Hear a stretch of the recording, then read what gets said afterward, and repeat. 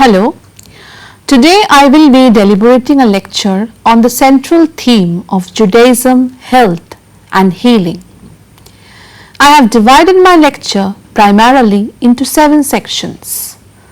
The first section will be centering on the introduction to Judaism.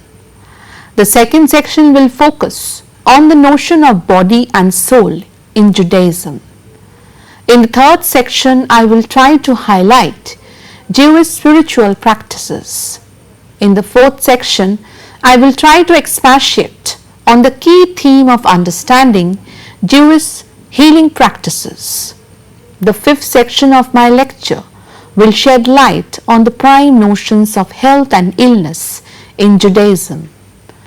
In the sixth section, I will speak on the concepts of Bikur Cholim and Teshuvah. In the seventh section of my lecture, I will draw the concept of healing in the Torah, which is the holy book of the Jewish followers, which will be later followed by a conclusion.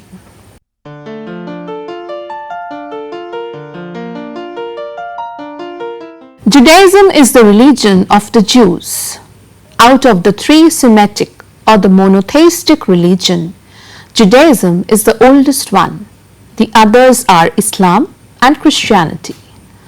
There are an estimated 13.5 million Jews in the world, approximately 5.3 million in the United States, 5.8 million in Israel, and the remainder dispersed throughout the world, many of them in Eastern Europe.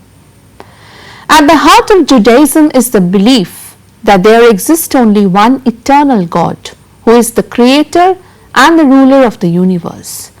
God is transcendent and eternal, knowing and seeing everything. God has revealed His law in Torah for the Jews, who are to serve as a light and example to the world. Abraham, the biblical patriarch, was the first to give expression to this faith, and it is through him that the blessing and inheritance from God to the Jewish people comes. The great 12th century Rabbi Maimonides put together 13 articles of faith that he believed every Jew ought to adhere to, and this is often referred to as a summary of core Jewish beliefs. They are: Articles 1 to 5 articulate truth about God according to Jewish beliefs. Number 1, there is the presence of God. Number 2, there is only one and unique God. Number 3, God is incorporeal. Number 4, God is eternal. Number 5, prayer is to God only. Articles 6 and 7 concern prophets in Jewish history. Number 6, the prophets spoke truth. Number 7, Moses was the greatest of the prophets. Articles 8 and 9 refer to the sacred text of Judaism. Number 8, the written and oral Torah were given to Moses. Number 9, there will be no other Torah. Articles 10 and 11 refer to humanity in Judaism. Article 10, God knows the thoughts and deeds of men. 11, God will reward the good and punish the wicked. Article 12 refer to the coming anointed one of Israel. Number 12, the Messiah will come. Article 13 refers to end times of the judgment. 13, the dead will be resurrected. Judaism is also divided into several denominations. They are, firstly, Orthodox Judaism, the traditional approach that asserts the divine origin of the Torah, seen as the changeless revelation of God's eternal will and therefore fully authoritative. Secondly, conservative Judaism. This branch emphasizes the historic development of Judaism, thereby allowing it to make adjustment since it views the basic Jewish theological and ritual concepts as objects of continuing and evolving change. Thirdly, Reform Judaism. This most liberal and non-authoritarian of mainstream branches regards Torah as guidance rather than as literal divine revelation. Thus, ethical concepts are emphasized over ritual law. Fourthly, Reconstructionist Judaism.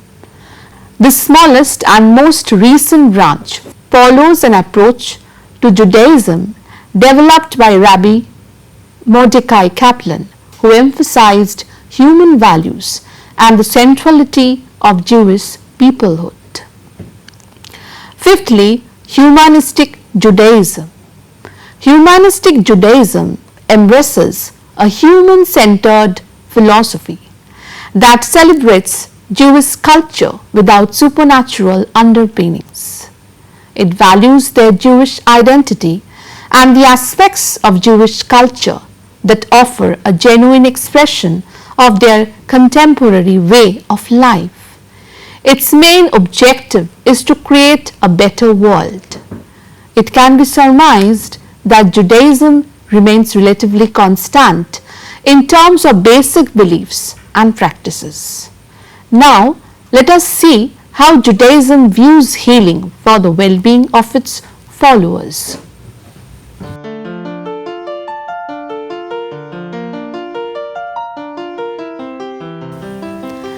The body and soul are considered as two main components of health.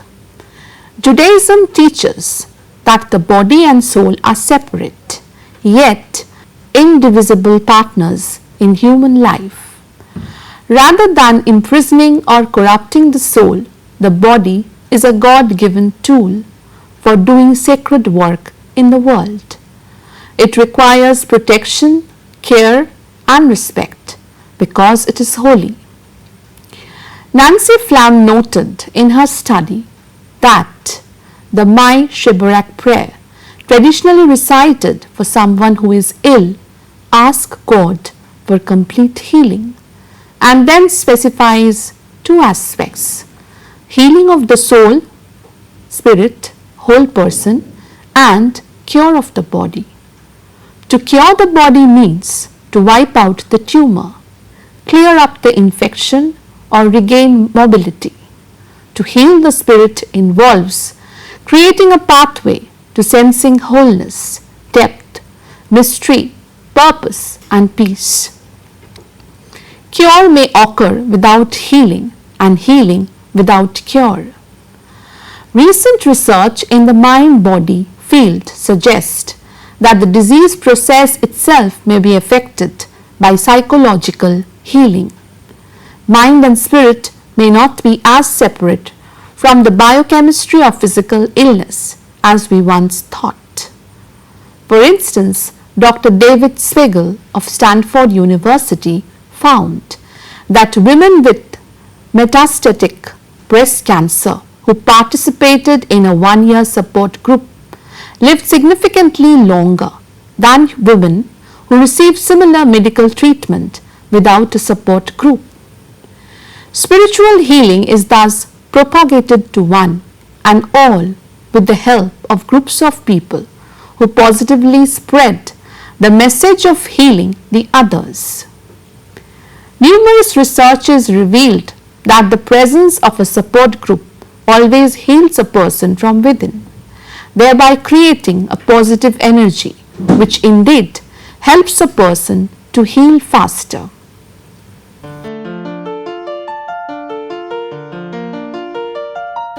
Judaism follows various spiritual practices. Spirituality is always an ingrained process related to any religion. In Judaism, there are various types of spiritual practices. A few spiritual practices are, the major practices are as follows: tefillah, that is prayer; Talmud Torah, that is learning of a wide range of traditional texts with a special emphasis on chasitic and other mystically oriented texts; mindfulness meditation; yoga, that is embodied practice; ikun midot, that is developing desirable personal and communal traits. The Jewish spiritual practices are comprised of 6 major elements, that is matara, that is goal; kavana, that is intention; dat, that is awareness; midot, that is personal traits; maseh, that is deed; masoret, that is tradition. Let us now look how Judaism heals the people through its various healing practices.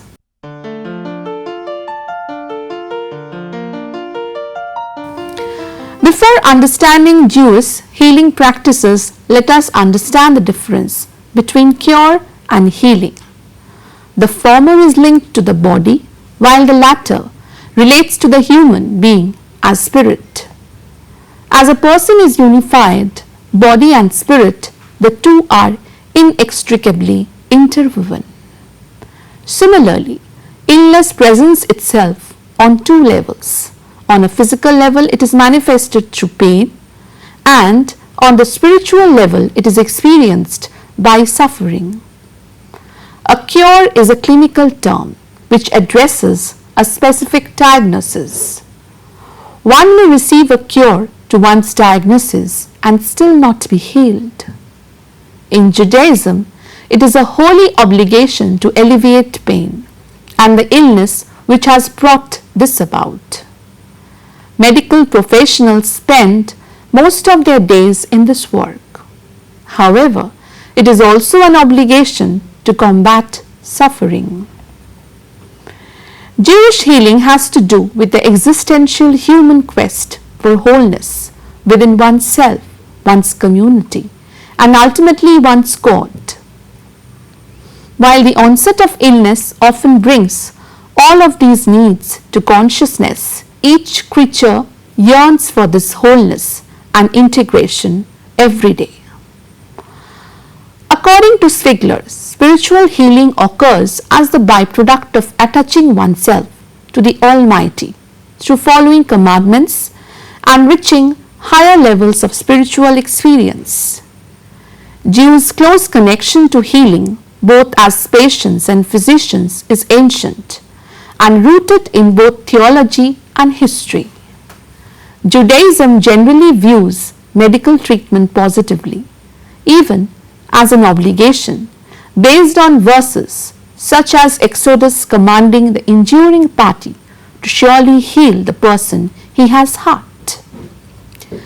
In the Bible, God is viewed as responsible for all healing, and the magical healing practices of the surrounding nations were associated with idolatry. Over time, the physician was increasingly accepted as a healer who worked in partnership with God, although elements of folk healing always existed alongside. The Hebrew prophets understood healing to be both physical and spiritual. Some spoke of individuals being healed through a return to God, mediated by those who understood the connection between healing and God, the priest and prophets. They would invoke God's help through sacrifice, prayer, repentance and fasting, as well as priestly purification rituals. The Jewish healing repertoire integrates prayer, song, study, storytelling, social justice action, meditation, ritual, and more. I would like to share one of the prayers on healing followed by the followers of Judaism. Strengthen me, Holy One, on my journey through illness. Steady my steps on this difficult path. Bring me through signpost of remedies and therapies. Secure in your guidance as I face these changes. You are my strength and my hope, the author of my healing. You are my promise and my courage, guiding my helpers as I move towards healing. Guard the encouragement of simple improvements. Every day praising your loving concern, make me your partner, divine physician, restoring me for your name's sake. In addition to appropriate medical treatment, prayer is an important means of healing. The prayer may be said at other times as well, in the hospital, at home, or anywhere someone is sick. There is no restriction in Judaism on praying for a non-Jew's well-being and health, says Wes, adding that the Mishabarak may be said for non-Jews' friends and relatives. To cover all bases, the traditional text of the prayer contains a reference to all those who are ill. In case the community is unaware of someone suffering, in the Jewish tradition, prayers are not seen as petitions for a miracle cure, but as expressions of hope for whatever form healing may take. Life and healing are fundamental values of this tradition, and imperatives to heal and preserve life are powerful.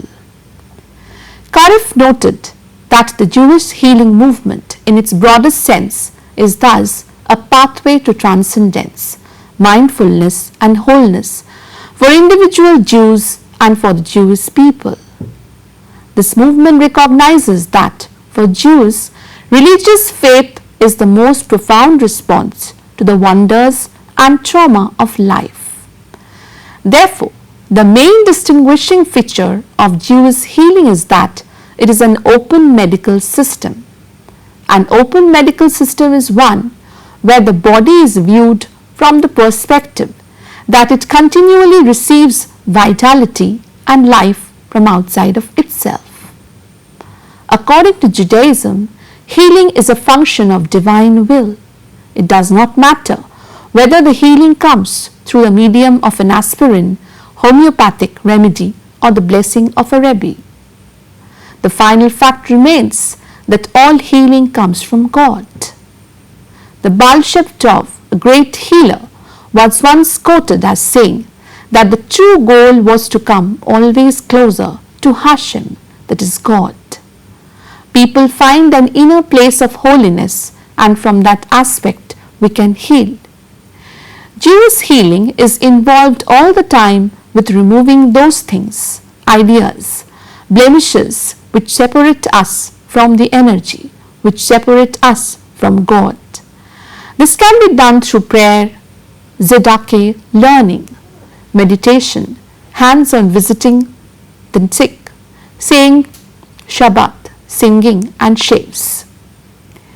Often the healing process involves an exquisite and essential component of restoring faith in the person who is suffering so that they can reconnect to Hashem, and by increasing that faith change the symptoms and cause of illness. It relieves tension, depression, anxiety, sometimes even anger, and often exacerbates symptoms, making them more difficult to deal with. Thus, it can be well assumed that the Jewish healing practices is indeed a matter of study, as it creates social solidarity among the people and also helps in the process of providing welfare to the followers.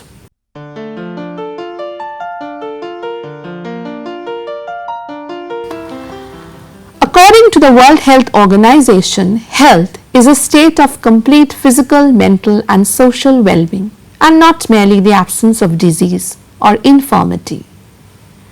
Ancient Judaism acclaimed God as source of health and illness, with sickness a divine mandated punishment for individual and communal sins. In times of illness, Judaism offers potent remedies to help strengthen the body and spirit. Judaism views illness as part of a natural order that God sets in motion but doesn't control, opined when dropped. illness is really a mystery and is understood as a part of life. Jewish tradition teaches that human life is of infinite value and that the preservation of life supersedes almost all other considerations. Reformed Jews believe that God endowed humanity with the understanding and ability to become partners with God in making a better world. The use of our wisdom to cure illness has been a central theme in Jewish thought and history. Providing health care is not just an obligation for the patient and the doctor, but for society as well. For this reason, the revered Jewish scholar Maimonides listed healthcare first on his list of the 10 most important communal services that a city must offer its residents. There are 13 principles of Jewish medical ethics. They are: number 1, everything possible must be done for every patient in terms of preserving life, treating illness, and relieving suffering. All therapeutic decisions must be in the patient's best interest. In terms of Jewish medical ethics, physicians are given permission to heal and moreover are obliged to heal the suffering. Likewise, the sick must seek healing to preserve their lives. Number 2, prevention is the highest form of healing. Drugs and surgery have their place in the holy art of healing, but the need to resort to invasive treatment must also be regarded as a failure in prevention. It is mentioned in Exodus that if you will listen carefully to the voice of the Lord your God and do what is right in his eyes and keep all of his commandments, I will put none of the diseases upon you that I have put upon the Egyptians, for I am the Lord your physician. God is saying here that he is preventing disease. Number 3, nutrition is the primary determinant of health and backbone of preventive medicine. Nutritional management should play an important role in the treatment of disease.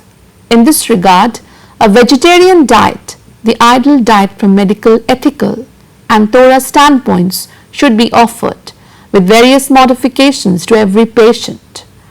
From a practical standpoint, knowledge of nutrition is of the greatest usefulness to the practice of medicine.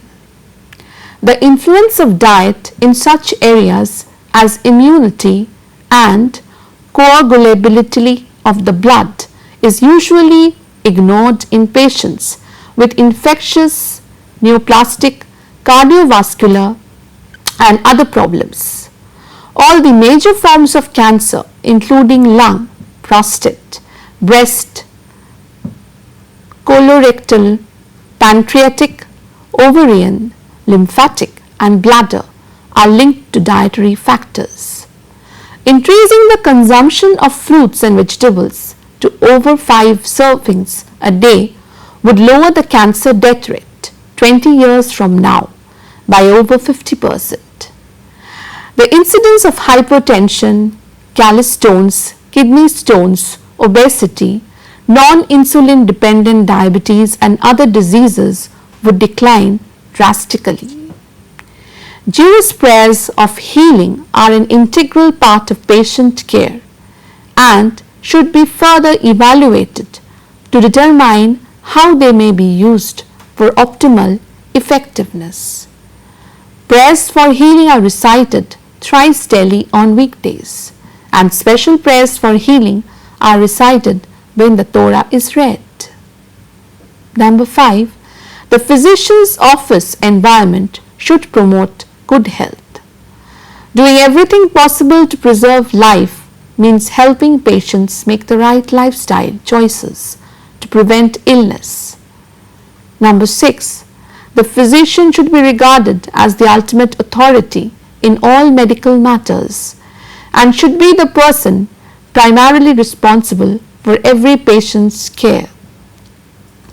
Number 7, physicians should also recognize the mind-body connection and attempt to give patients the expectation of success in their treatment.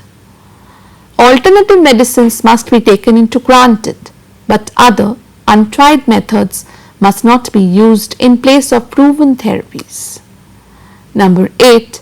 There must be management of care to prevent abuse of the healthcare system so that the patient can benefit at the end of the day. Number 9. While Jewish law recognizes the need for justice for those who are truly harmed as a result of negligence, it does not want to discourage good people from becoming physicians or inhibit the development and use of novel means of therapy.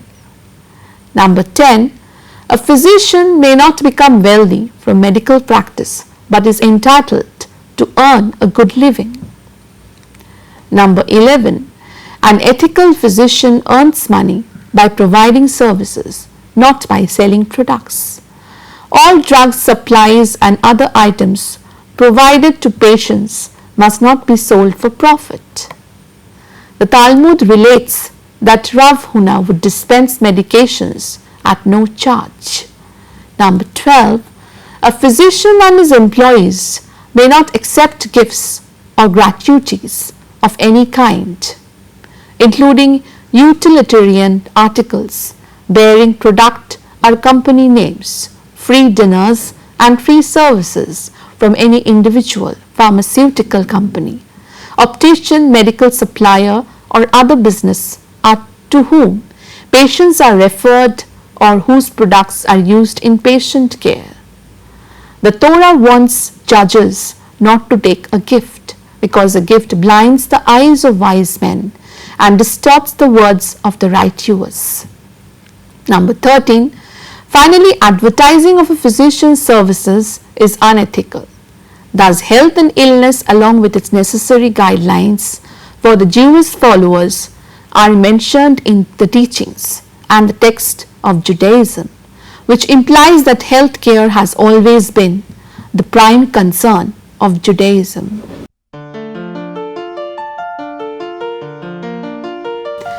Bikur Cholim as well as Teshuva are the two most prime concepts while discussing about Jewish tradition of healing. Nancy Flam noted in her study that a fundamental feature of Jewish spiritual healing is Bikur Cholim, that is visiting the sick, which responds to two of the greatest burdens of contemporary life, isolation and lack of community. At a time of illness, Bikur Cholim offers us the comfort of human connection and interdependence, a sense of community we so desperately need. Bikur Cholim helps fulfill the obligation to love our neighbor as ourselves, and it is required of every Jew.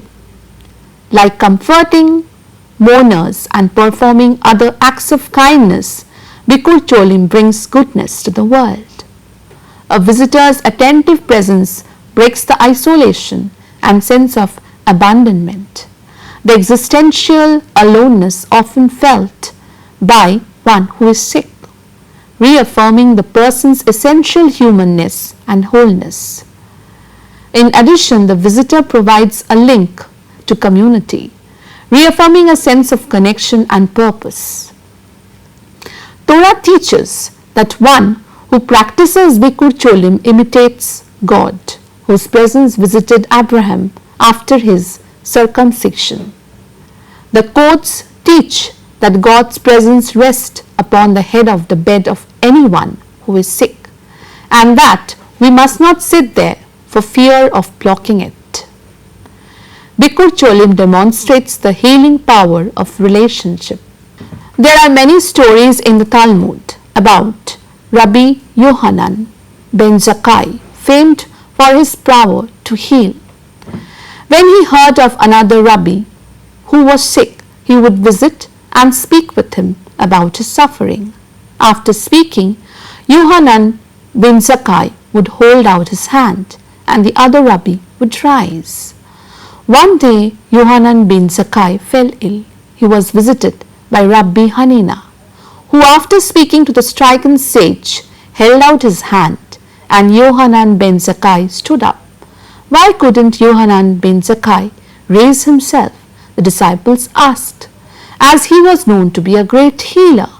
The answer, because the prisoner cannot free himself from prison. Here we learn that even the greatest of Jewish healers needed another person to help free himself from the prison of fear, hopelessness, and isolation. Teshuva literally means return and is the word used to describe the concept of repentance in Judaism. Only by atoning for our sins can we restore balance to our relationship with God and with our fellow human beings. Teshuva is most frequently associated with the holy days, but people can seek forgiveness for wrongs they have committed at any times. There are several stages of Teshuva, including the sinner recognizing his or her wrongs, feeling sincere remorse, and doing everything in their power to undo any damage that has been done. If a specific person has been wronged, the offender must ask that person for forgiveness. The final stage of Teshuva is resolving to never commit such a crime again. According to Jewish tradition, by the third request, the person who was wronged is required to grant forgiveness if the offender is sincerely remorseful and is taking steps to prevent similar wrongs from happening again. Because Teshuva requires the sinner to ask forgiveness of the person they have offended, it has been argued that a murderer cannot be forgiven for his or her crime. In order to do so, they would have to ask the person they killed for forgiveness. Jewish tradition holds that Teshuva consists of several stages. The sinner must recognize his sin, feel sincerely remorse, undo any damage he has done, and pacify the victim of his offense, and resolve never to commit the sin again. Jewish law also offers some guidelines to the victim of the sin in the normal order of the events. If the offender sincerely requests forgiveness, the victim is required to grant it, certainly by the third request. Withholding forgiveness is considered cruel and is itself a sin. In the 13th century, Rabbi Jonah Geronte opined that the repentant sinner should strive to do good with the same faculties with which he sinned. With whatever part of the body he sinned, he should now engage in good deeds. If his feet had run to sin, let them now run to the performance of the good. If his mouth had spoken falsehood, let it now be opened in wisdom.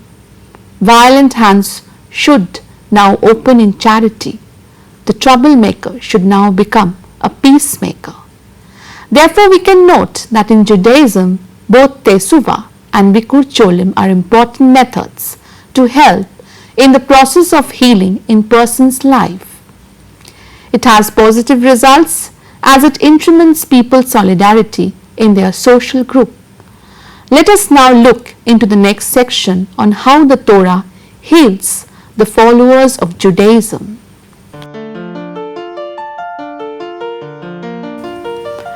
The Torah is referred as the holy text of Judaism. The Torah is considered as the first 5 books of the Old Testament.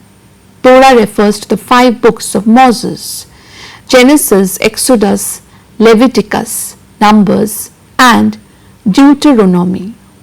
But the word Torah can also be used to refer to the entire Jewish Bible. The Torah is an expert medicine book given to us by the Almighty to heal our souls and psyche from the pain and bitterness that we carry around. To most of all, the health that the Torah seeks to give us is the ability to see the divine and experience divine providence in every aspect of our lives. In one of his many deep parables, Rabbi Isaac of Hyommel, one of the greatest thinkers in Chabad, draws a parallel between the 6 stages by which the Torah heals the soul and the 6 increasingly powerful types of medicine practiced in the medical world to heal the body. Number 1. The first level of true healing, lowest yet most fundamental, is the 6-rung ladder of healing about to be constructed, is that of an expert physician. The skilled and accomplished practitioner knows the proper medicine to prescribe to treat the specific ailments of the body. The number 2, the second level of healing is through the power of charms.